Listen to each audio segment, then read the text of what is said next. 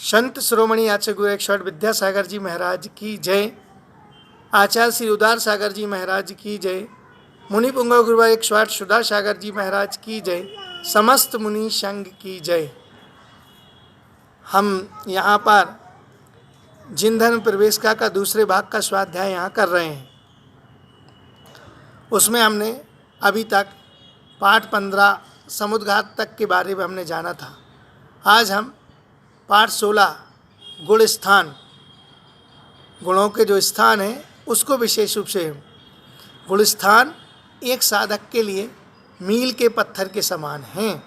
किसी को साधना करना, जैसे कोई रास्ते पे चल रहा है और अगर उसको कहीं जाना और रास्ता समझ में नहीं आ रहा है, तो अगर पत्थर पे लिखा मिल जाए कि इतने किलोमीटर है, तो वो उसका रास्ता सहज हो जाता है। तो गुण स्थान एक साधक जो साधना कर रहा है उसके लिए मील के पत्थर के समान हैं, जिससे साधक को इस बात का बोध रहे कि वह अपनी मंजिल तक किस पड़ाव पर है। उसको ये एहसास रहना चाहिए कि मैं अभी कहाँ पहुँच गया हूँ और कहाँ पहुँच सकता हूँ। ये ऐसा ठीक, गंतव्य की कितनी दूरी शेष है, मुझे कितनी देर और है, कहाँ जहाँ मैं पहुँचना चाह रहा हूँ उसकी दूरी कितनी और है, कितनी देर। इस साधना पद्धति के बिना साधक को उसकी साधना में कभी सफल, जब तक ये गुणस्थान की स्थिति को नहीं समझेंगे तो इस साधना के बिना गंतव्य स्थान पर पहुंचने की सफलता नहीं मिल सकती। पता ही नहीं चलेगा हम कहाँ हैं, किस अवस्था में। तो इससे यदि हम इस साधना पद्धति का अनुगमन करें तो किसी भी क्षण अपूर्व अलौकिक घटना घट सकती है। अपूर्व नया अलौकिक घटना घटती है।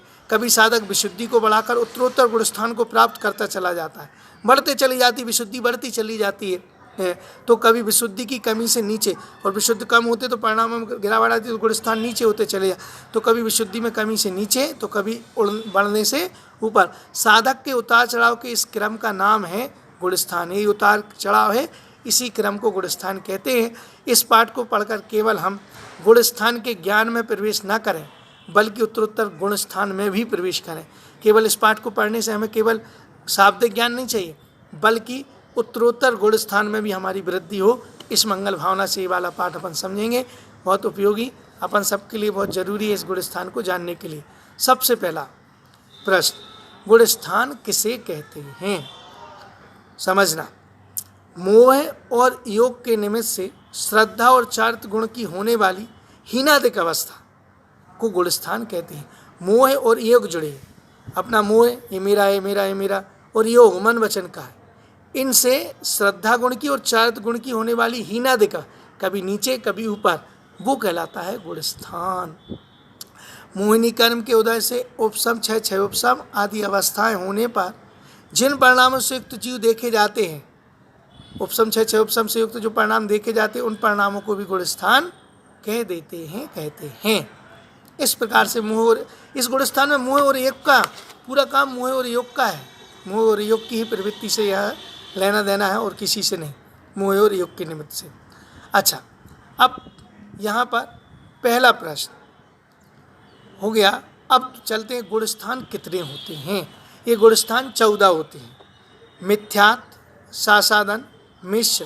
पहला मिथ्यात्, दूसरा सासादन, तीसरा मिश्र, चौथा अव्रत सम्यक, पाँचवां देशव्रत, छठवां प्रमत्त व्रत, सातवां अप्रमत्त व्रत, आठवां अपूर्वकरण, नौवीं अनिवृत्तिकरण, 10वां सूक्ष्म पाय, 11वां उपशांत मोह, 12वां क्षीण मोह, 13वां सहयोग केवली और 14वां अयोग केवली।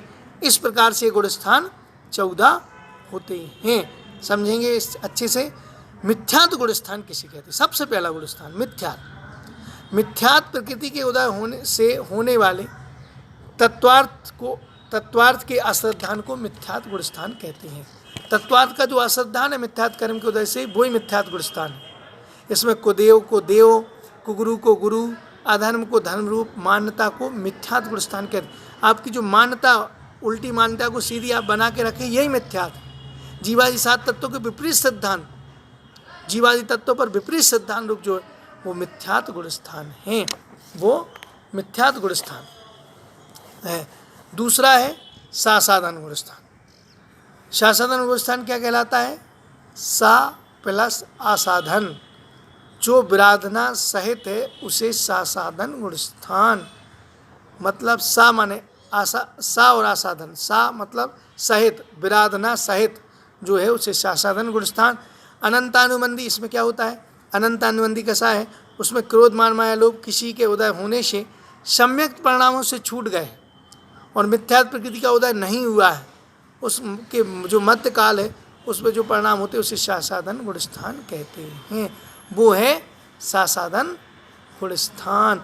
मतलब पेड़ से खजूर से अटके, आसमान से टपके और खजूर पर अटके, मतलब मिथ्या से सम्यक से छूट गए हैं, मिथ्या तो वहीं पहुँचे नहीं, बीच की जो अवस्था बन रही है वो कहलाता है सासाधन गुणस्थान, दूसरा गुणस्थान। तीसरा है सम्यक मिथ्यात्व गुणस्थान। ये सम्यक मिथ्यात्व गुणस्थान क्या है, सम्यक मिथ्यात्व गुणस्थान में उस कर्म, सम्यक मिथ्यात्व कर्म के उदय से गुण मिश्रित दही, गुण में अगर दही मिल जाए तो गुण मिश्रित दही के स्वाद के समान होने वाले जात्यंतर मिली जुली अवस्था परिणामों को मिथ्यात्व गुणस्थान। दही और गुड़ खाओ तो कैसा लगता, न खट्टा न मीठा, खट्टा भी लगता मीठा भी लगता, ऐसी मिली जुली अवस्था रूप जो बनता है वो कहलाता है सम्यक मिथ्यात्व। जात्यंतर शब्द का अर्थ है अलग ही जाति का, अर्थात जहाँ श्रद्धा का न सम्यक रूप कहा जा सकता है और न मिथ्यात्व कहा जा सकता है, दोनों का नहीं, जात्यंतर मिला जुला अवस्था। अब दही गुड़ में न खट्टा कहा जा सकता न मीठा, खट मिठा है, ऐसे ये जो गुणस्थान बनता है तीसरा सम्यक मिथ्यात्व, वो गुणस्थान तीसरा। फिर है जिस गुणस्थान में सम्यक और मिथ्यात्व रूप में सिर्फ सिद्धांत पाया, ये दोनों सिद्धांत मिले जुले पाए जाएंगे, सम्यक रूप और मिथ्या रूप पाया जाए, उसे सम्यक मिथ्यात्व गुण, मतलब श्रद्धा भी और अश्रद्धा भी दोनों रूप मिली जुली अवस्था। पूर्व काल में माने गए कुगुरु कुदेव आदि कुदेव का त्याग किए बिना अनंत देव हैं, ऐसी श्रद्धा समय भैया पूर्व में जो कुदेव या देवी देवता को मानते थे उनका भी पूजना नहीं छोड़ा, उनको अभी मान्यता उनसे नहीं छोड़ी, लेकिन फिर भी मंदिर आ रहे हैं जिन्हें भगवान की पूजा अर्चना करा, सम्यक मिथ्यात्व गुणस्थान आदि में उसे लिया जा सकता है। चौथा है अविरत सम्यक गुणस्थान। अविरत सम्यक गुणस्थान क्या होता है, जहाँ पर देवशास्त्र गुरु के प्रति सच्ची श्रद्धा तो प्रकट हो गई है, सच्ची श्रद्धा प्रकट हो गई है, परंतु जहाँ एक देश या सर्वदेश भी प्रकार का व्रत नहीं हुआ, सच्ची श्रद्धा उत्पन्न हो गई, देवशास्त्र गुरु के बाद प्रकट हो गई, परंतु जहाँ एक देश भी संयम, अभी न एक देश न सर्वदेश किसी प्रकार का व्रत नहीं हुआ है, उसे अविरत सम्यक्त गुणस्थान। अविरत व्रत नहीं लिए हैं लेकिन सम्यक्त हो गया है, तो अविरत सम्यक्त गुणस्थान चौथा गुणस्थान। यहाँ से सम्यक दृष्टि का पना पूर्ण रूप से प्राप्त होने लगता है। इस प्रकार से वो गुणस्थान जो इंद्रियों के विषयों से तथा त्रस और स्थावर जीवों की हिंसा से व्रत नहीं है, अभी व्रत नहीं हुआ है, किंतु जिन देव के द्वारा कथित प्रवचन का श्रद्धान करता है, जिन वाणी पर अकाट श्रद्धान रखता है, वह अविरत सम्यक दृष्टि कहलाता है, वो अविरत सम्यक दृष्टि के अंतर्गत आता है। फिर अगला गुणस्थान, पांचवा गुणस्थान देश व्रत गुणस्थान। नाम ही से स्पष्ट, देश व्रत, कुछ व्रत ले लिए उसका नाम है पांचवा गुणस्थान। देश व्रत मतलब अणुव्रत, जिस गुणस्थान में सम्यक दर्शन के साथ पांचों पापों का स्थूल रूप से त्याग हो जाता है, वहाँ सही इसे संहिता संयत गुणस्थान भी कहते हैं। इसे देशव्रत या व्रताव्रत गुणस्थान भी कहते हैं। व्रताव्रत जीव त्रस जीवों की हिंसा से व्रत हो जाता है, परंतु स्थावर जीवों की हिंसा से अभी व्रत नहीं हुआ है, इसलिए इसको व्रताव्रत संयमा संयम इस प्रकार के गुणस्थानों का नाम यहाँ पर संबोधन किया जाता है। छठवां है प्रमत्त व्रत गुणस्थान। ये प्रमत्त व्रत गुणस्थान क्या होता है, प्रमाद सहित महावृत्ति साधु को प्रमत्त संयत कहते हैं। अब बन तो गए इस गुणस्थान में साधु, लेकिन कैसे प्रमाद सहित महावृत्ति साधु, वो कहलाता है प्रमत्त संयत गुणस्थान या प्रमत्त व्रत गुणस्थान। पांचों पापों के पूर्ण त्याग होने से संयत और प्रमाद सहित होने से प्रमत्त, इसलिए इसको प्रमत्त संयत या प्रमत्त व्रत। प्रमाद है लेकिन व्रत हो गए हैं पूरे, महाव्रत आदि ले लिए हैं, इस प्रकार से इसका नाम प्रमत्त व्रत। सातवें गुणस्थान का नाम है अप्रमत्त व्रत गुणस्थान। जी अप्रमत्त व्रत गुणस्थान क्या होता है, प्रमाद रहित साधु अप्रमत्त व्रत कहलाते हैं। अब प्रमाद भी नहीं बचा, साधु हैं सब कुछ लेकिन प्रमाद भी नहीं बचा है, वो कहलाता है प्रमाद रहित साधु का प्रमत्त व्रत गुणस्थान। जब संजलन कषाय और नौ कषाय मंद उदय होती हैं, संजलन कषाय है ना क्रोधमान माय लोग, और नौ कषाय हासरति आदि, ये जब मंद उदय होती है तब सकल संयम से युक्त मुनि के किसी भी प्रकार का प्रमाद नहीं रहता। जब फिर किसी प्रकार का प्रमाद नहीं माना गया आत्मा में, उसे आप प्रमत्त व्रत गुण स्थान कहते हैं। इस प्रकार से वो अप्रमत्त गुण स्थान बनता है। 8वें गुण स्थान का नाम है अपूर्व करण। आ माने नहीं, पूर्व मतलब पहले, करण मतलब परिणाम, अभी तक नहीं हुए हैं जैसे परिणामों का होना, वो है अपूर्व करण गुण स्थान। अर्थात जो पहले कभी प्राप्त नहीं हुए थे, ऐसे परिणाम वाले अपूर्व करण गुण स्थान वर्ती जीव कहलाते हैं। ऐसे परिणाम वाले जीव जिस गुण स्थान में अपूर्व अर्थात पहले जो अनुभव में नहीं हुई है, ऐसी आत्मशुद्धि का अनुभव जिनको होता है, वह अपूर्व करण गुण स्थान है। यह गुण स्थान सातिशय अप्रमत्त अवस्था के बाद होता है। सातिशय अप्रमत्त अवस्था जब बन जाती है तब यह गुण स्थान होता है, जहाँ प्रति समय अपूर्व अर्थात नए नए परिणाम होते, एकदम नए नए, जो पहले कभी नहीं हुए, ऐसे परिणाम होते, उसे गुण स्थान का नाम है अपूर्व करण गुण स्थान। कौन सा गुण स्थान? अपूर्व करण गुण स्थान। 9वें गुण स्थान का नाम है अनिवृत्ति करण गुण स्थान। ये अनिवृत्ति करण गुण स्थान क्या होता है? आ माने नहीं है, निर्वृत्ति माने भेद, और करण मतलब परिणाम। जहाँ नहीं है भेद परिणामों में, वो अनिवृत्ति करण गुण स्थान। कैसे? जहाँ पर परिणामों में कोई भेद नहीं है, जहाँ पर समान समवर्ती जीवों के परिणाम समान, एक साथ कोई उस परिणाम पर बैठे तो सबके परिणाम एक समान, कोई अंतर अलग नहीं, कोई अंतर नहीं। और भिन्न समयवर्ती जीवों के परिणाम असमान ही होते, और कोई पीछे बैठा है भिन्न समयवर्ती उस गुण स्थान पीछे वाले में, तो वो पीछे ही रहेगा, आगे वाला आगे, पीछे वाला, मतलब कोई 9:01 पर बैठा तो 9:01 के परिणाम अलग, और कोई 9 बजे बैठा तो 9 बजे के परिणाम अलग। 9:01 पर जितने जीव बैठे उन सबके परिणाम एक समान, और 9 बजे बैठे उनके परिणाम अलग।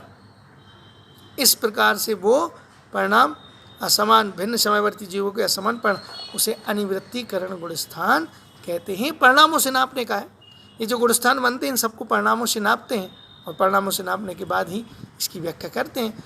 फिर अगला 10वां गुण स्थान है सूक्ष्म संप्राय गुण स्थान। सूक्ष्म संप्राय गुण स्थान क्या होता है?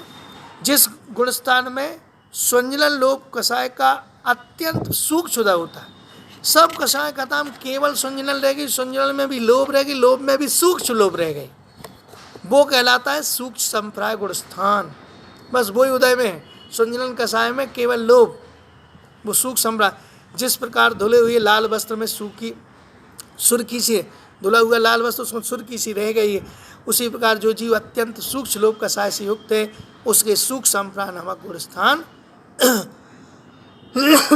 उनके वो गुण स्थान बनता है।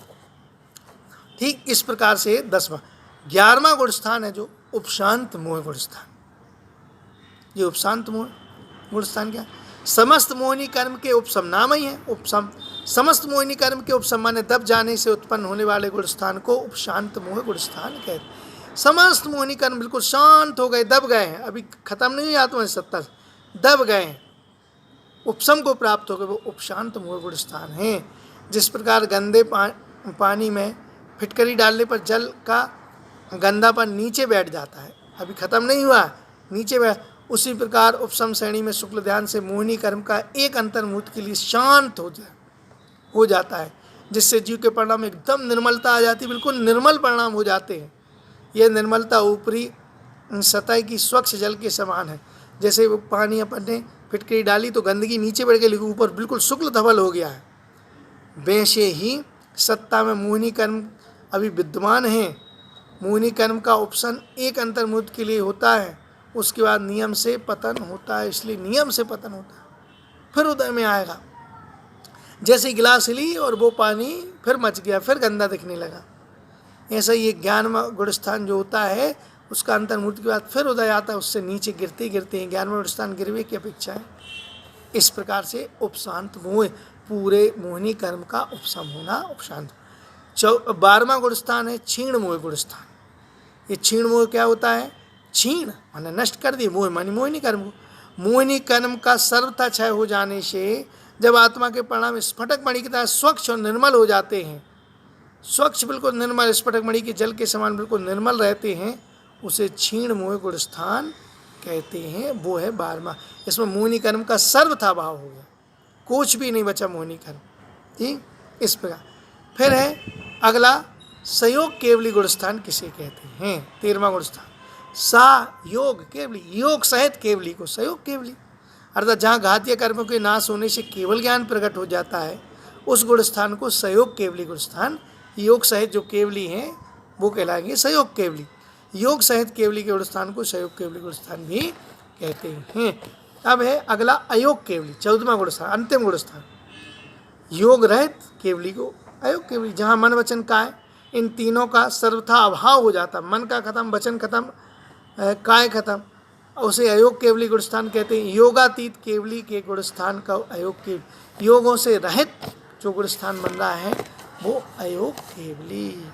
फिर इसके बाद 14 गुण स्थान हो गया। अब क्या होता है, कैसे होता है, क्या होता है? तो सिद्ध भगवान बन जाते। तो सिद्ध भगवान किसे कहते हैं?